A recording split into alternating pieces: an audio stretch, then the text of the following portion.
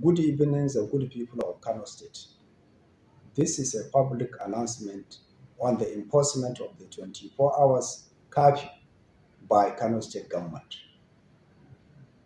In view of the constitutional mandate of the Nigeria Police Force, alongside the relevant internal security and law enforcement agencies to preserve the law and order in the state, the Kano State Police Command have mapped out strategies on that direction and call on the good people of the state to give the necessary confidence and support.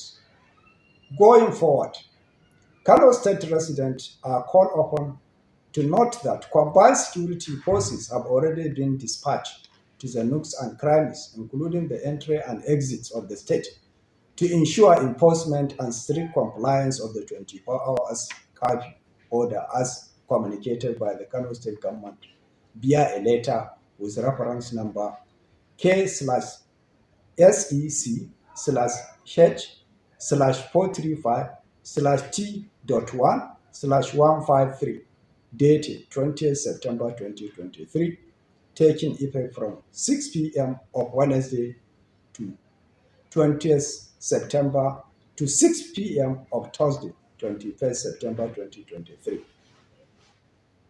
Violators will be arrested and made to pay the full wrath of the law.